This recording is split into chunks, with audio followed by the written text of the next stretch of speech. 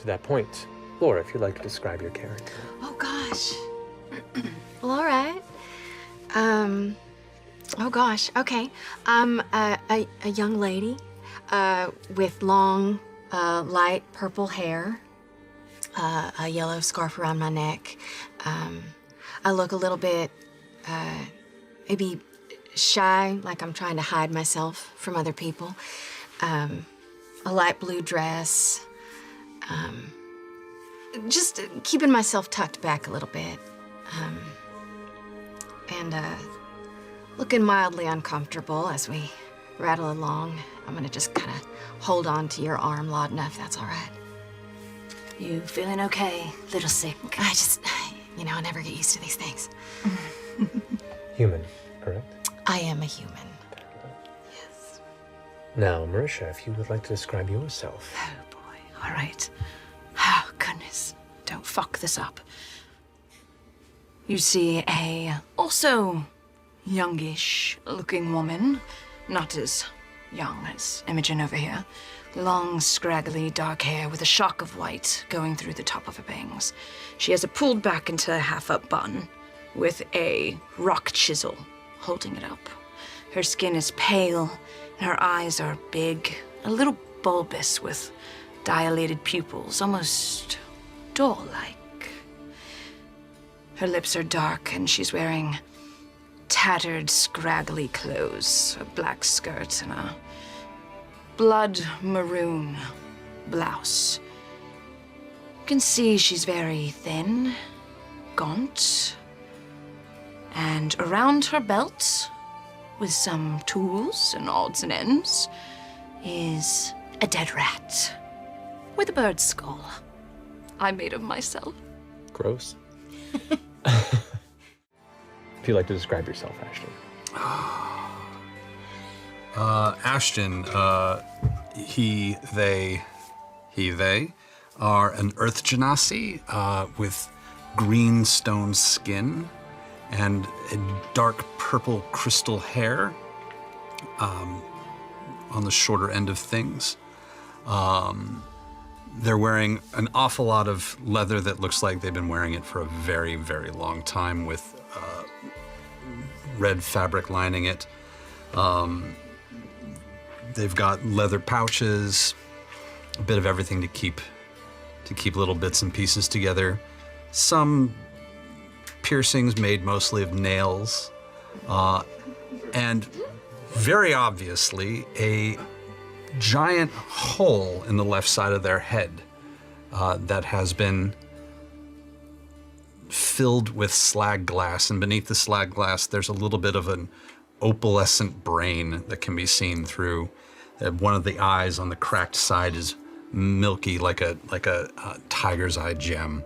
The cracks run most of the upper left side of the body and have been patched together with what looks like slag melted gold to piece everything together. They also have on the back of their very hand-decorated jacket the words, "Just don't."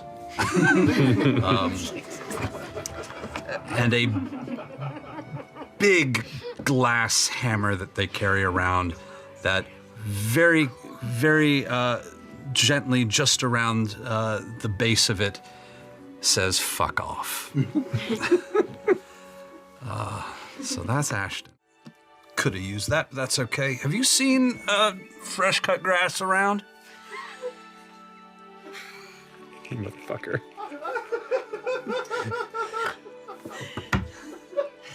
Hey!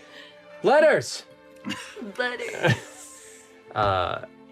As you are just kind of milling about, taking in the space, impatient for anything to happen, but not quite ready to do anything on your own, you hear Milo shout out and the rousing sounds of Ashton around the corner. If you would like to describe yourself. Sure. Wheeling into the room is a short automaton with yellow metallic skin, a cute little backpack. He has two big blue eyes of different shapes, He's got a wheel that he rolls around on. On his chest plate are 4 stripes that sort of look like blades of grass down his chest plate, and yeah, he's a robot. And as he wheels into the room, well, smiley day there, Ashton. How you doing? How was your stasis? I've been sort of waiting here on standby, waiting for your designation. Are you almost ready to go? The stasis was short. Protein is incoming, right? Oh, protein is ready. As they hand it over to you. Short? I mean, you had to be out for at least 11 hours. Like, is that all? Do you need more than that? I could have done with 14, 15 easily. Wow. Are you hungry as well? Oh, I had some bolts already. I'm good to go. Thank you, though, Milo, and thank you for patching up my whole thing over here. Oh, I appreciate it. Trust me, my honor. As a person who dabbles in, automation on a lower arcane level, it's not every day you get the option to work with something quite as deep. Somebody dumps a piss bucket out the side of their door and just coats you. Sorry. Fuck off! Sorry, I was in your way. I apologize. Man, we gotta work on that. Fucker! Oh. It's really it's no skin off my teeth. I don't have skin or teeth, so it's really fine. Sure you don't want a beer? Oh, no, I definitely don't. All right, fair enough. If you have some scrap iron or any chunks of metal back there, though, anything particular you'd be looking for? Or? Any alloy and anything you're really. serious? No, I'm dead fucking serious. Goes ahead and takes the silver that you brought over and changes it out to a couple copper pieces and kind of slides them over. Yeah. Copper pieces? Ooh, this is a conundrum. I want to eat those. Yeah. But Ashton really likes money. So... Copper's not really money. Really? Copper's more of an insult. You can totally eat that. All right. You sure? I feel weird about this. No, do it. Do you want to turn away? No, I'm good. You're real weird around money. You love it so much. I also really love watching you eat, though. You know this. All right. Shira's just completely enthralled and watches. I'll put in both the coins into my mouth and just... Okay, I will admit it does hurt a little. That is amazing. It does hurt a little. That's amazing. Yep, never gets old. I can't taste.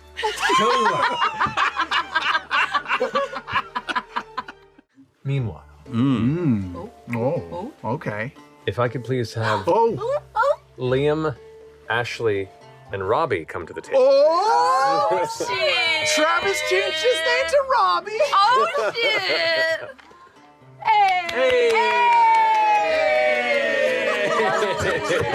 Who is this now? Matt, you lied. This isn't your basement. Basement, schmasement. It all works out fine. Now, for those who have not watched Alexandria Unlimited, Ashley, would you mind describing Fearne?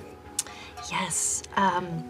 Fearne is about a 6-foot-tall fawn. Very, very long seafoam green hair, and is just covered in all bits and baubles and lots of flowers and toadstools and moss on her hooves. And she has a little friend, Mister, and he's a little monkey. That's all. Are you drunk right now? Or is this Always. it? Okay.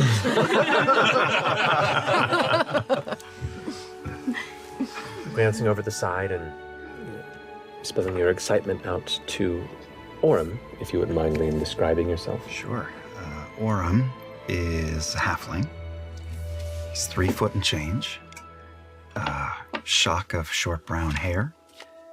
And he's wearing a little bit of brown leather armor, mostly a breastplate. and these leather boots that have round green stone rings that are laced into the shin guard of each one. He has a short sword sheathed on his back, an ivy-adorned shield on one hand, and the armor and the very well-worn sashes that are tied around his waist and hanging down have woven patterns of ivy and flower on them, and they're beautiful, but they're not fancy. They're just well-made and well-worn. And he has a full-sleeve tattoo going up his arm that is all clouds from the wrist all the way up onto his shoulder and then disappearing under his armor onto his chest. And the two moons of Exandria are right here. Catha is a white crescent and Ruidus is a smaller full moon cradled within.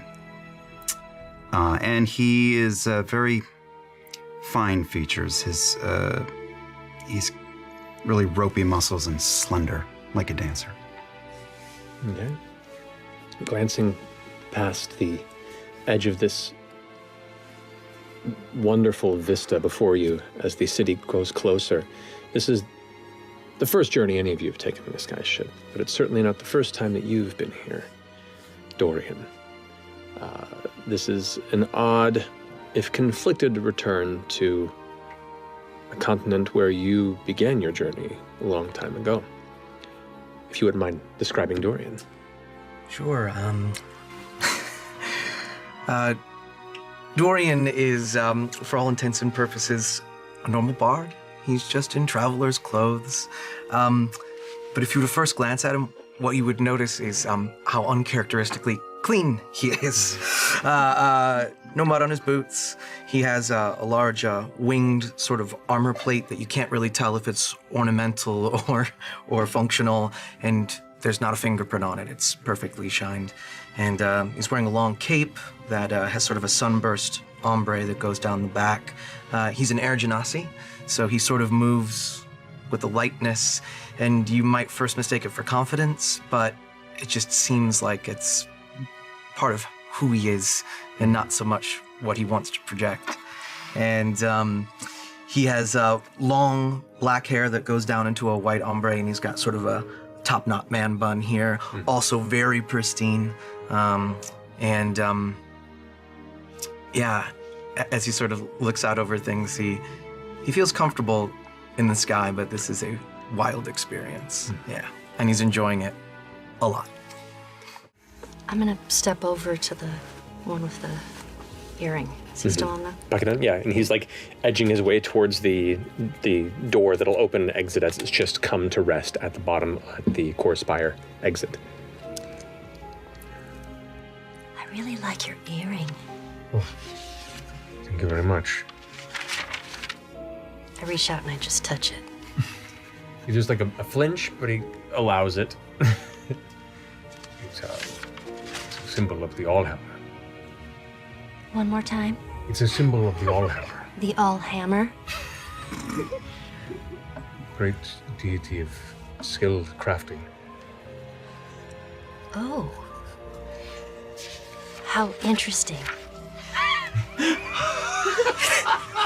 The brief glimpse of a smile that had curled to his lips begins to fade, and just kind of starts fiddling with it again and turns back to the door as it opens, and then just steps out and immediately kind of... As he starts to step out, I'm gonna try to swipe it. I'm gonna try to take it off his ear, grab it, because I like it a lot. Make a sleight of hand check.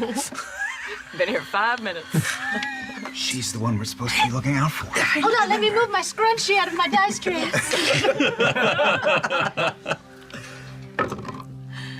Oh, okay, that's a natural 19. Plus 2, so... Wow. He exits briskly, making a... For such a large, beastly-looking entity, the steps are quite gentle and quick. As he exits, a moment later, you can see Fearne in her hand, clutching this gathered chain of gold and silver with a particular symbol on it that looks almost like a metallic hammer with faces lightly carved on the edges of it. Fearne? We talked about this. What? I know that it works most of the time, but that is going to get us in trouble. I told you a story about someone picking my pocket 30 seconds ago, and then you pick someone's pocket? That was a Just priest. don't get on my ass about it. All I know is that it's pretty easy to do here. That's all I took from what you said. Oh my god. It's beautiful. And it's for the god of arts and crafts. I think that's what he said. You hear this strange, you specifically, Imogen, feel it. This boom, this odd, low, bassy rumble. And right as you hear it, you see it. This dull blue flash that emerges kind of about 30, 40 feet ahead of you off to the side of the street.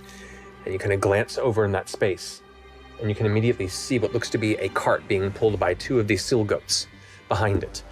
As it seems to be this small kind of arcane sphere that emerges from it, flashes for a second.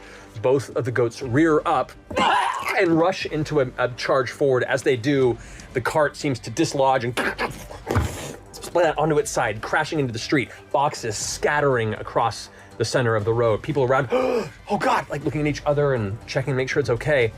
The boxes hit and break open, and as they do, looks like utensils and furniture and bits of decoration scatter onto the ground. And what looks to be a small kitchen knife begins to glide into the air. A table that was turned on its side, the legs bend, and the table seems to be moving of its own accord. Are you seeing A this? broom suddenly begins to whip up into the air. A sword scattered to the side begins to drift up with no wielder. Oh. And what looks to be a rolled up rug that had spilled open begins to wrinkle and pulse. Oh my gosh. You hear this commotion outside, both of you. What's that? Is that a party? Let's find out. All right. Should we I'm get closer? not even putting my drink down. I'm going straight out. Okay, you two rush. The three of you had just begun to make your way the outside of the Spire by Fire before you watch this sudden minor cataclysm to this cart occur and these objects beginning to move under their own power in the center of the street. Do we see any people nearby? There are many people nearby, and some of them are curious, some of them are like kind of frozen in place, a bit spooked, and some are just running. I'd like you all to roll. This is the first half of the first episode. What is happening? Let's see. Laudna's go. Imogen, the objects have gone postal, and I turn into a form of dread. I start to transform. Let me mark it off. Wait for it. And my bones start to crick and crack, and you see Laudna starts to extend even lengthier than she was, and even more spindly, and her fingers start to stretch and drip as a dark veil kind of comes over her face as black tears start coming out of her eyes. And The fleeing folks that were heading this way run past you and scream even louder and run even faster. don't worry, I've got you. Keep going. I'm here to help. And At this point in time, you can see now people are beginning to scatter. Another figure seems to be charging out from inside of the inn that you both have been coming from, shouting out into the fray. Travis, if you wouldn't mind. Still doing God. Go. Get in here. let us go. So, how do you enter, and if you wouldn't mind describing yourself? Yes, for the good of Dressar, I will enter the fray with you. And you see a gentleman in his late 70s, early 80s, with beautiful silver-trimmed facial hair, a good receding hairline going, and a nice ponytail pulled tight in the back. He's a cool grandpa. Nice purple refinery, a nice coiffed collar, and some burnt orange underneath. And he has a very elegant-looking walking stick in his hand, as well as a very beautiful-looking rapier on the other. It's because he's dignified, not because he needs. That brings us to Ashton. You're up. I just watched lightning come out of this purple-haired woman and fry the knife I was about to fuck with. So, a little put out. I'm just gonna take a big spin and see if I can knock the feet out of this table. Go for it. I have advantage because it's flanked. That's a natural 20. Oh. And I'm putting a Chaos Burst into that. Go for it. Because, you know, that's gonna be awesome. So let's add some, Like you do. let's add some lightning damage to that. All right. Let's do it. Hammer's gonna crackle a bit. Get going. Oh, it's done. Oh my God, it's done. Okay, that's 7 points that don't get doubled. 7 standard, and then 18 doubled. Wow. Oh, So 18 and then And then double the 18 and then add 7. How do you want to do this? I am going to spin around, knock all 4 feet out, flip over, crack it in half, and then just keep hitting it until it's powdered. The table snaps with a loud cracking noise, and then smash, smash, smash over and over again. This table just eventually is reduced to a pile of splinters. No, I and could fire. probably recycle some of that. Okay. Who bestowed it on you? I don't know if you would.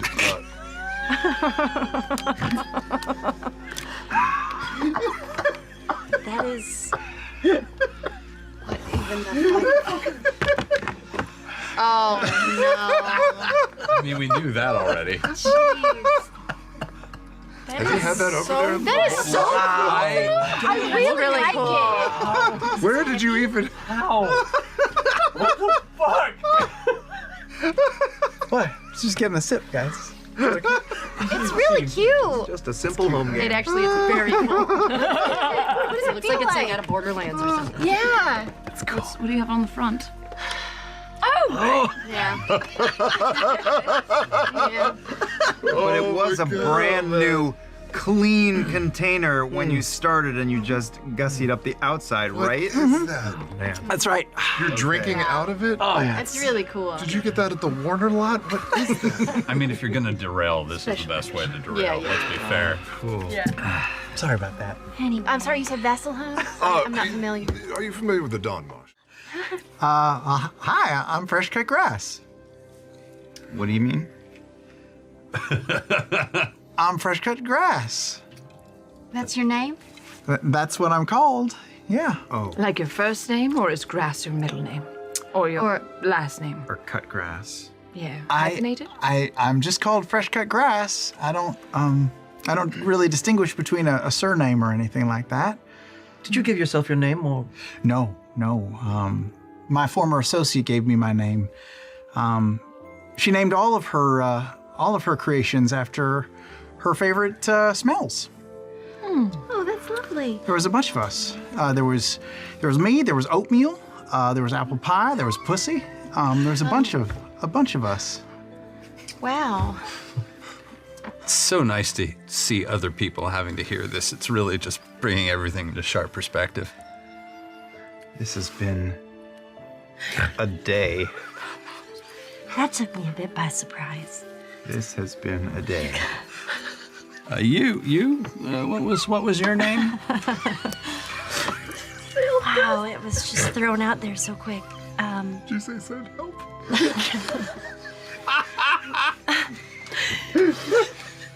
My name is Fearne. Yeah. I've heard of creatures like you. Oh, you have? Have you ever met another automaton such as myself? No. But you've heard. Mm-hmm. I've only met the ones that my former associate created, so I haven't gotten a chance to talk to many others. So if you ever hear of any, I'd love to meet more. I will make sure to let you know. Thank you. I'm gonna get out into the hallway and find Bertrand's room. Give it a little gunk gunk gunk gunk. First ship, right here.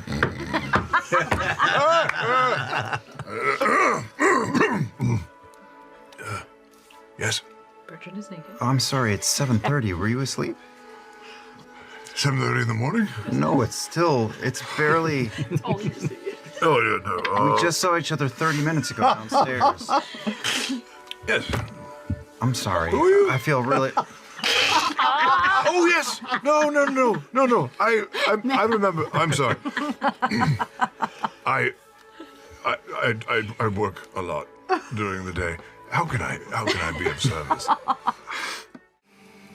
Evelyn kind of steps around and heads to the chair and kind of grabs the back and pulls it with a little and begins to arrange it as a figure stands and turns. And you see, standing about 6'2", broad-shouldered in a deep crimson burgundy robe, the high collar, what looks to be some sort of a scarf that's kind of just laying around the shoulders, wider neck, an older, full-blood orc, kind of grayish skin, looks to be a pair of spectacles that are affixed behind the ears, a well-trimmed, almost like a Van Dyke-like goatee and beard, bald on top. And you can see, with a little bit of light catches the side of the face, old scars. Turns around.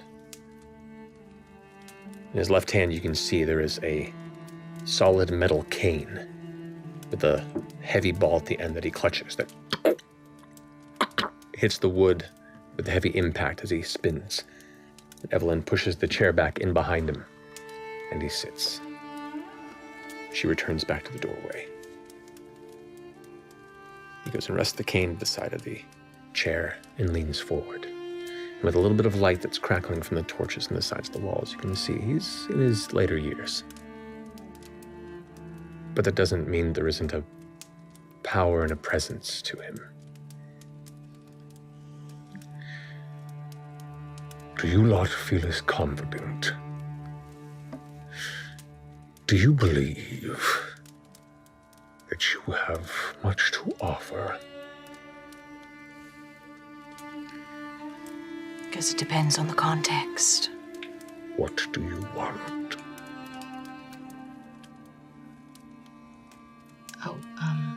In general, or that's a very large question.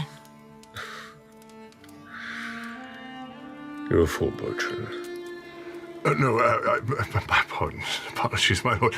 They seek coin, and merely the opportunity to prove themselves to you and to make a name for themselves in Drusar. And I assured them that you were the ideal person to do such a thing. So you come to my abode to prove yourself? In a manner of speaking, yeah. He gives a nod, and Evelyn steps out of the room and closes the door behind her. He sits there and kind of places his hand on his cane. Did she lock the door? Make a perception check. 14. 14. You faintly hear. He stands up out of his chair. Unsettling. Then show me. Oh, shit. Throws the cane up in the air and catches it. Oh. And rushes. Ah! And that's where any of the episode.